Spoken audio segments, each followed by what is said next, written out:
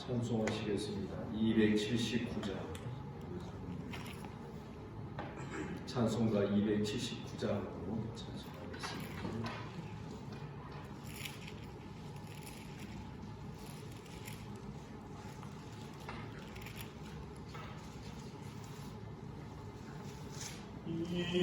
인내하신 곳에로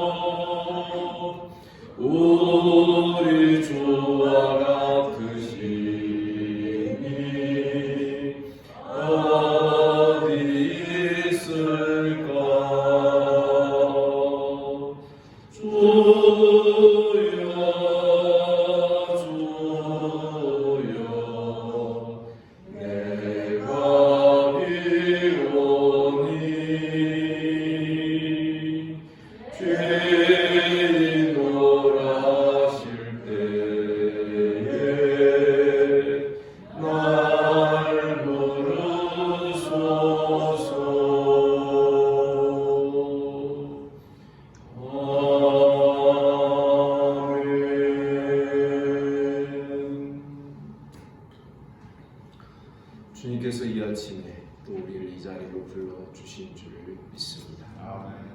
사도신경으로 신앙 고백 드립니다. 나는 전능하신 아버지 하나님 천지의 창조주를 믿습니다. 나는 그의 유일하신 아들 우리 주 예수 그리스도를 믿습니다. 그는 성령으로 잉태되어 동정녀 마리아에게서 나시고 본디오 빌라도에게 고난을 받아 십자가에 못 박혀 죽으시고 장사된 지 사흘 만에 죽은 자 가운데서 다시 살아나셨으며 하늘에 오르시어 전능하신 아버지 하나님 오편에 앉아 계시다가 거기로부터 살아있는 자와 죽은 자를 심판하러 오십니다. 나는 성령을 믿으며 거룩한 공교회와 성도의 교제와 죄를 용서받는 것과 몸의 부활과 영생을 믿습니다. 아멘. 하나님 말씀 구약 성경 에스겔서 33장 보시겠습니다. 오늘부터는 에스겔서 강론을 계속 이어갑니다.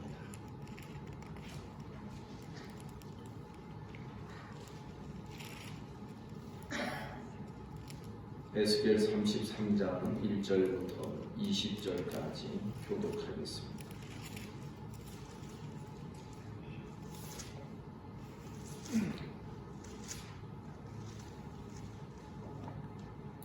여호와의 말씀이 내게 임하여 이르시되 인자야 나는 내 민족의 바라에 이르라 하나님의 하늘을 하나님의 임하여 하라 그 백성의 해를 가운데 하나를 사사건을 하면 그 사람이 그 땅에 칼이 임함을 보고 나팔을 불어 백성에게 경고하되 그들이 나팔 소리를 듣고도 경계하지 아니하므로 그 많은 칼에 해방을 받는 그 기라들이 머리로 돌아가시리라.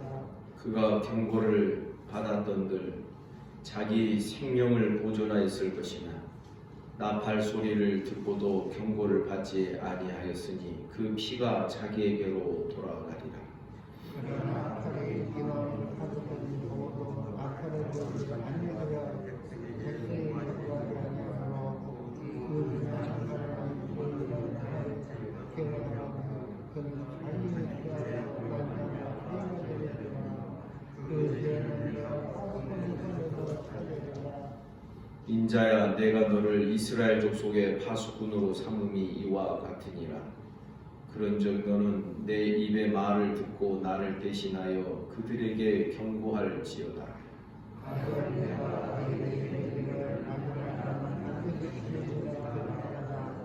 내가 그 아이에게 말로 경고하여 그 일을 사하지 아니하리라.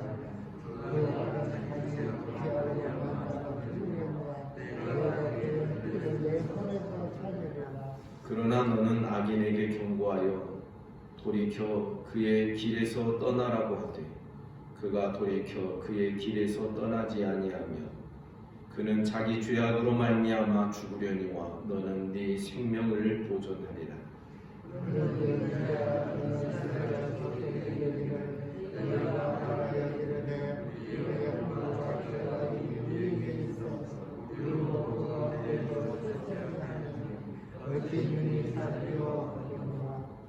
너는 그들에게 말하라. 주 여호와의 말씀이니라. 나의 삶을 두고 맹세하노니 나는 악인이 죽는 것을 기뻐하지 아니하고 악인이 그의 길에서 돌이켜 떠나 사는 것을 기뻐하노라. 이스라엘 족속아 돌이키고 돌이키라. 너희 악한 길에서 떠나라. 어찌 죽고자 하느냐 하셨다.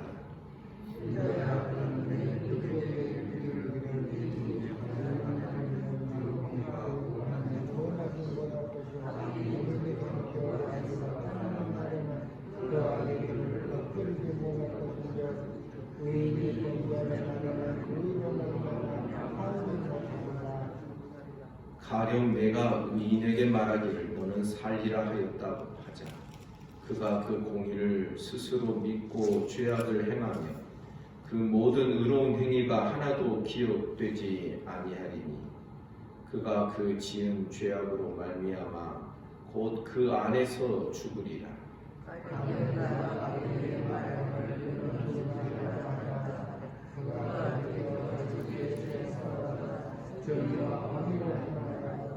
저당물을 도로 주며 강탈한 물건을 돌려보내고 생명의 율례를 지켜 행하여 죄악을 범하지 아니하며 그가 반드시 살고 죽지 아니할지라.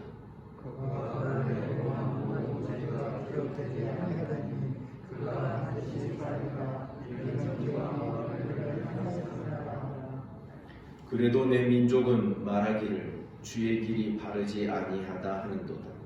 그러나 실상은 그들의 길이 바르지 아니하니라.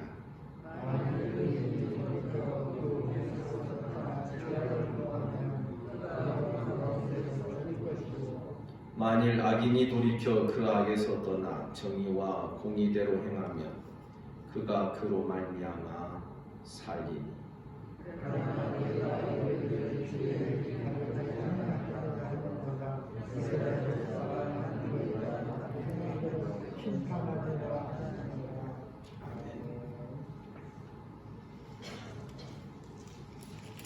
선지자를 이스라엘의 파수꾼으로 부르셨습니다.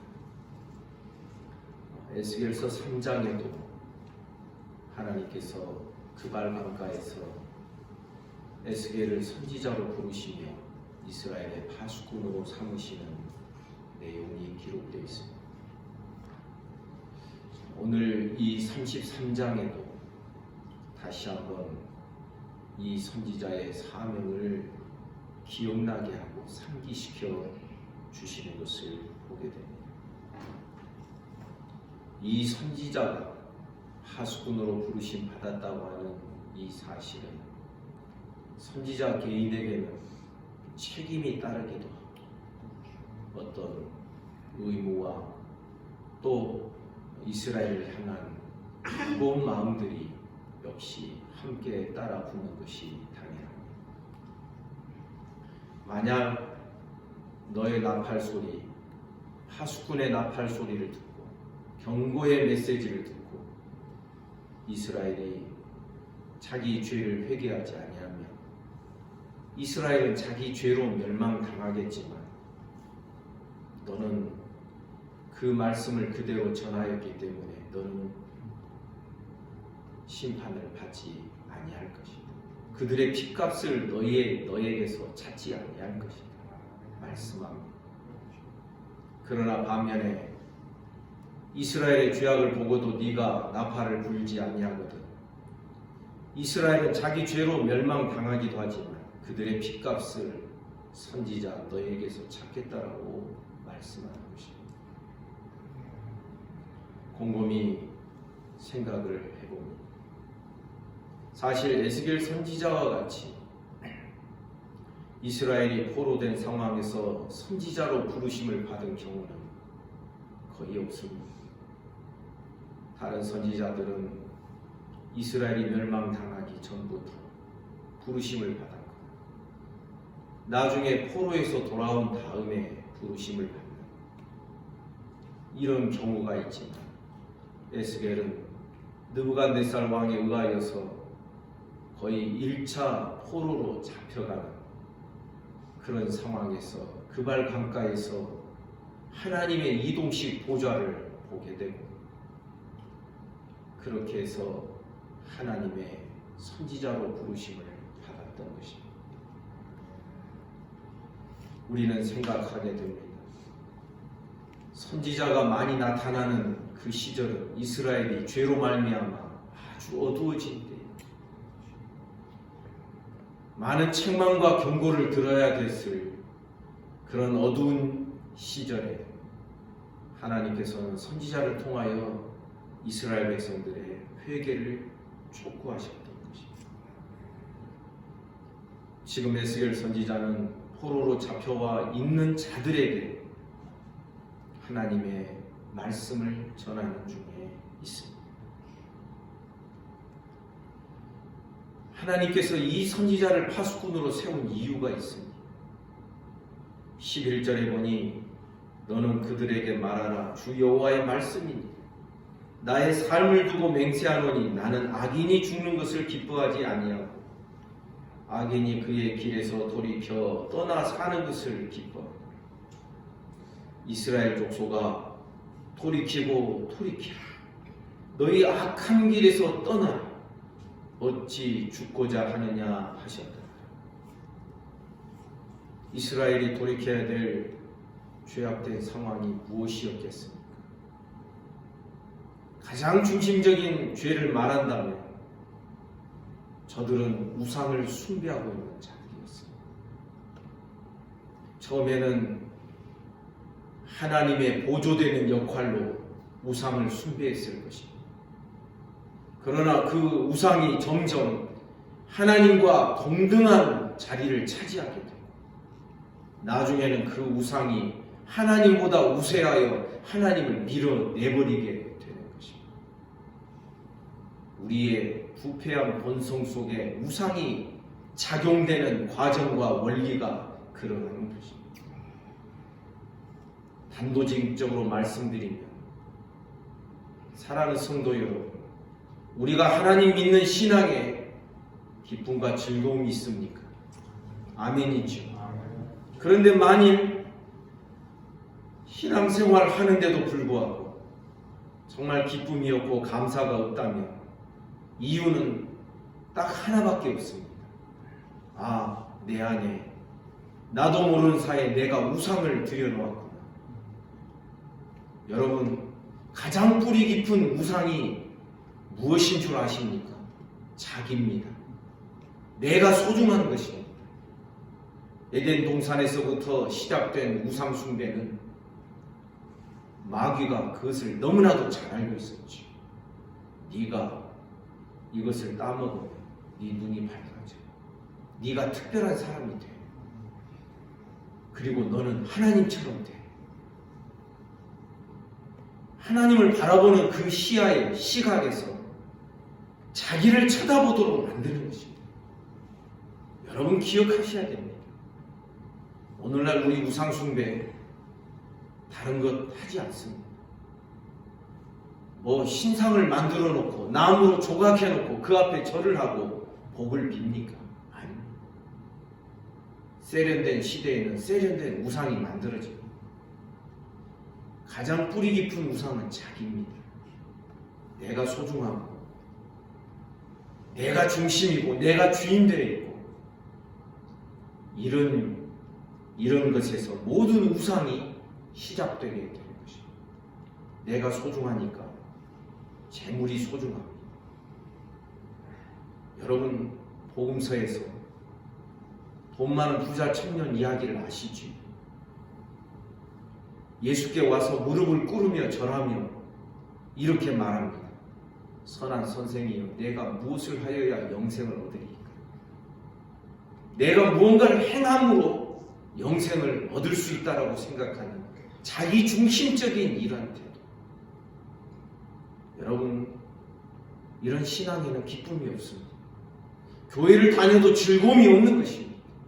오늘 저는 이 에스겔 선지자를 본따서 선지적 메시지를 지금 전하고 있는 것입니다.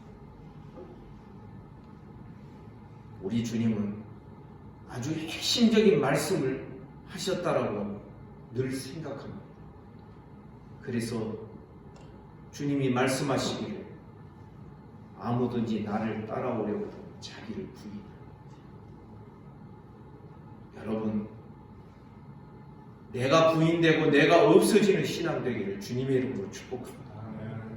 나중에 나옵니다. 이스라엘 백성들이 얼마나 자기중심적이었는지, 얼마나 자기가 주인 되어서 살고 있었는지 오늘 본문 끝자락에 그것이 기록이 되어 있습니다. 한번 볼까요? 17절. 그래도 내 민족은 말하기를 주의 길이 바르지 아니하다 하는도다. 이게 무슨 경우입니까? 하나님의 그 말씀의 길이 선지자가 외치고 전하는 경고와 심판의 메시지를 바르지 않는 길이다라고 판단하고 있는 것입니다. 여러분, 우리가 감히 하나님의 말씀을 판단하고 하나님의 길을 판단합니다. 왜 그럴까요? 하나님이 직접 내려오셔서 말씀하신 게 아니라 선지자라는 사람을 통하여 말씀하시거든요. 그 선지자를 알거든요. 예수님도 고향 사람들이 알고 있었습니다. 그의 집안을 알고 있었고 그의 아버지, 어머니, 그의 형제, 자매들을 알고 있었습니다. 그러니까 그러한 자가 전하는 말씀은 하나님의 말씀으로 받기 어려웠던 것입니다. 여기에 하나님께서 시온에 거치는 돌과 반석을 두신 하나님의 원리가 적용되는 것입니다. 사람의 입을 통하여 말씀하지만 우리는 최소한의 분별력을 가져야 됩니다. 적어도 성경을 제대로 해석하면서 그 말씀대로 전하는 말씀, 여러분 하나님 말씀으로 받으시기를 주님의 이름으로 축복합니다. 이런 분별력이 성도들에게 있어야 돼요. 말씀 중심의 신앙이 그렇게 해서 이루어져야 돼요. 그런데 자기중심적인 사람은요, 말씀과는 조금 거리가 멀게 생각을 하죠. 내 마음에 들면 말씀으로 받고, 내 마음에 안 들으면 하나님의 말씀으로 안 받고, 자기 고집, 자기 완고함을 따라서 삽니다. 여러분, 완고한 것은 사술의 죄와 같다, 우상 숭배의 죄와 같다라고 말씀하는 이유가 여기에 있지. 왜 완고한 것이 우상 숭배, 사술의 죄와 같습니까? 자기 중심이자 완고함이라.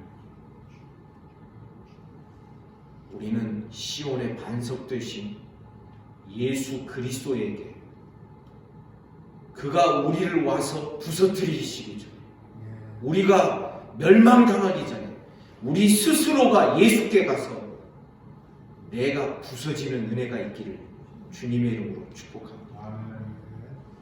신앙은 그런 것입니다. 그래도 내 민족은 말하기를 주의 길이 바르지 아니하다 하는도다.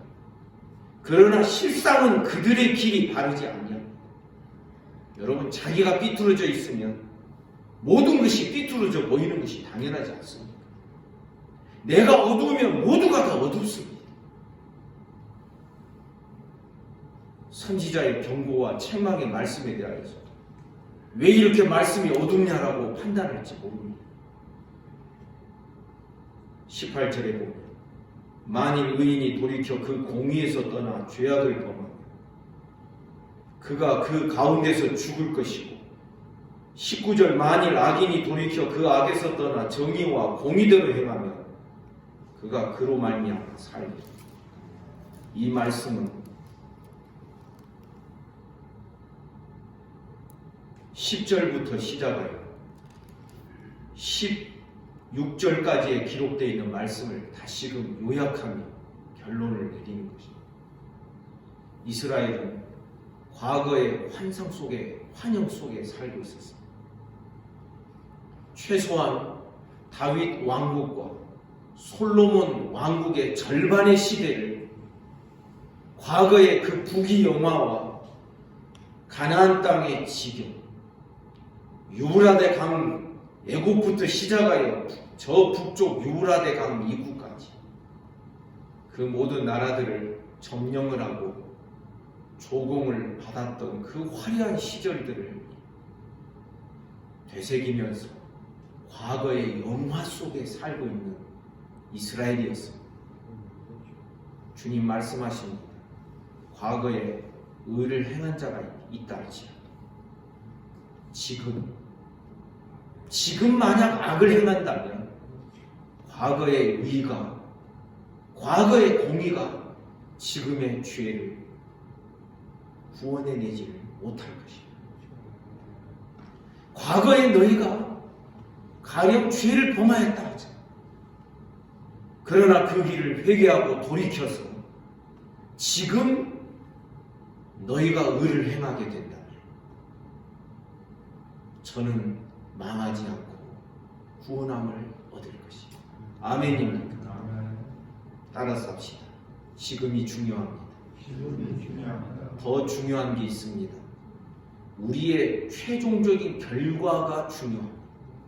내 인생의 결과가 중요합니다. 언젠가 말씀드린 적이 있죠. 아브라함을 보십시오.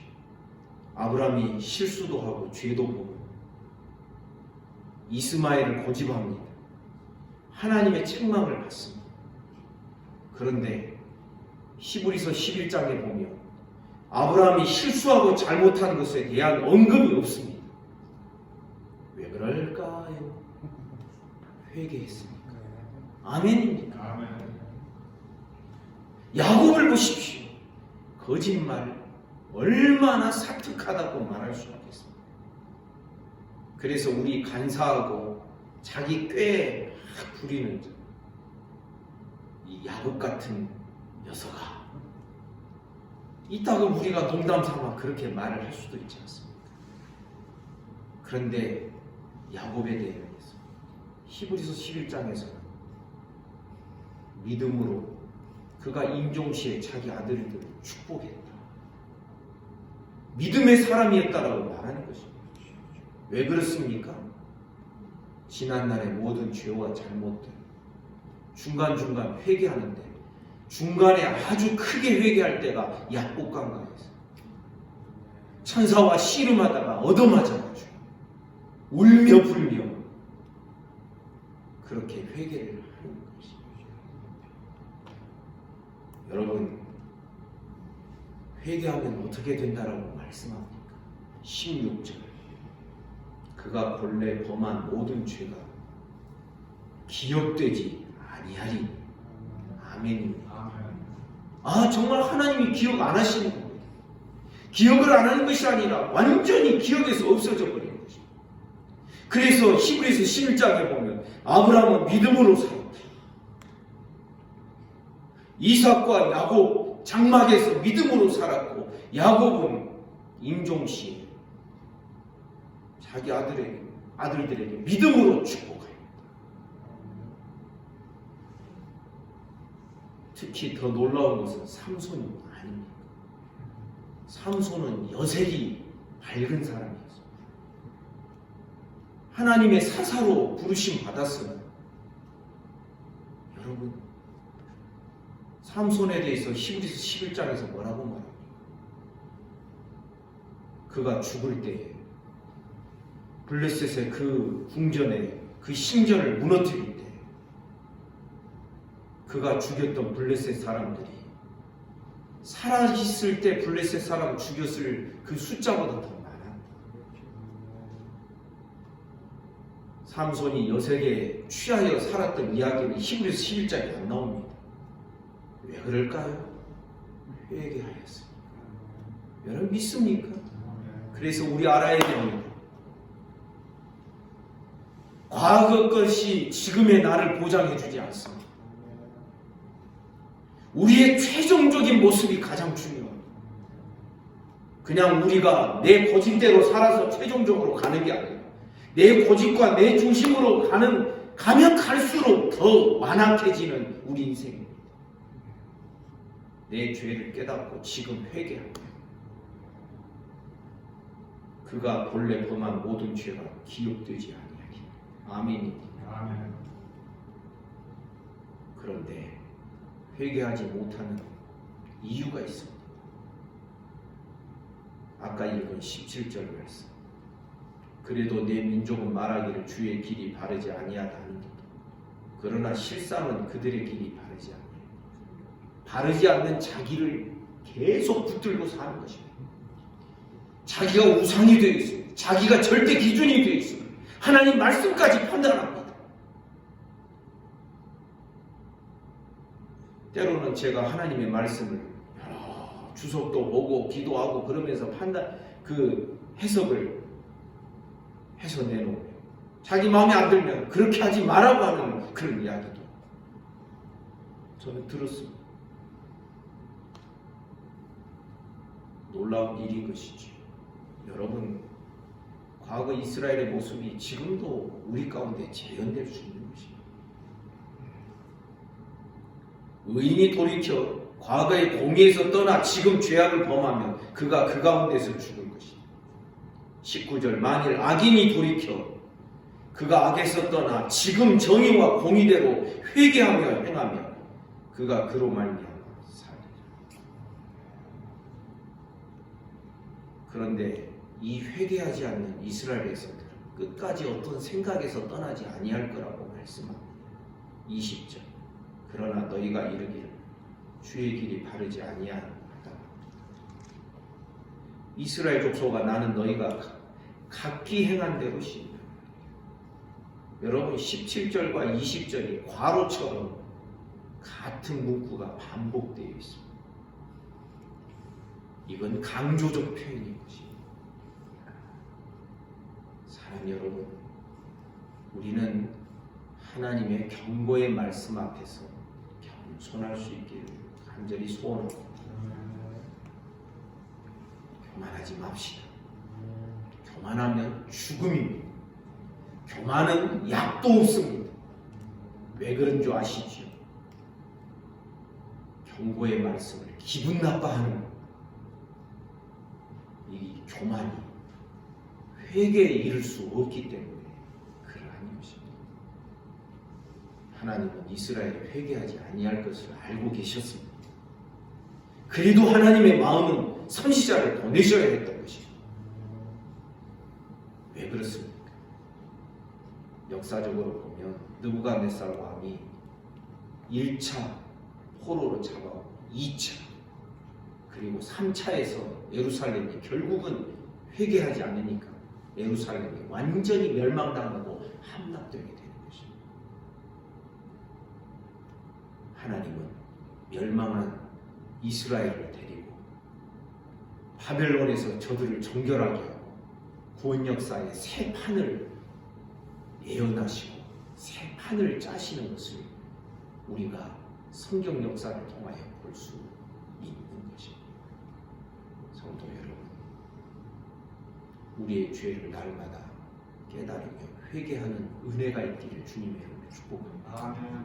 모든 죄는 다 사함을 받되 회개하지 않는 죄는 성령께서 그 마음속에 도전을 주시고 자극을 주시는데도 회개하지 않는 죄는 끝까지 사함을 받을 수 없을 것입니다. 기도하겠습니다. 거룩하신 하나님 아버지, 어제 주일 잘 보내고 오늘도 이 아침에 우리를 이 자리로 불러주시고 주의 말씀을 대면하게 하여 주시니 감사합니다. 우리의 행한 모든 것, 우리의 숨쉬는 것마다 죄악된 것 투성이오니 하나님 아버지, 날마다 우리 죄를 깨달으며 주 앞에 회개 자복하는 우리의 신앙이 되게 하여 주옵소서.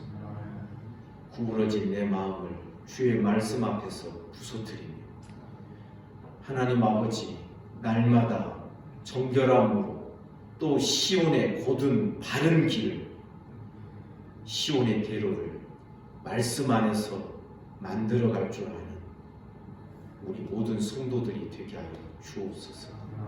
고집센 신앙 되지 않게 하시고 교만한 자 되지 않게 하여 주시고 완고한 자 되지 않게 하여 주시고 하나님 말씀 앞에서 유순한 자 되어 말씀 앞에 날마다 꿇어뜨리는 눈물의 사람들 되도록 축복하여 주옵소서. 오늘도 우리에게 새날 주시니 감사합니다. 주님이 내 안에, 내가 주님 안에 거하며 살기를 원합니다. 이 아침에 몸이 아픈 성도들 하나님 어루만져 주시고 쓰다듬어 주시옵소서. 예수 이름으로 명하노니 깨끗함을 받을지어다. 오늘도 악한 마귀 틈타지 못하게 하시고 나라와 민족을 지켜주시고 한국교회를 불쌍히 여기시고 주변의 나라들을 긍휼히 여기시며 이 지구촌에 사는 모든 인생들 하나님 불쌍히 여겨 주옵소서. 오늘 하루의 모든 삶을 우리 주님께 의탁합니다. 예수님 이름으로 기도하옵나이다.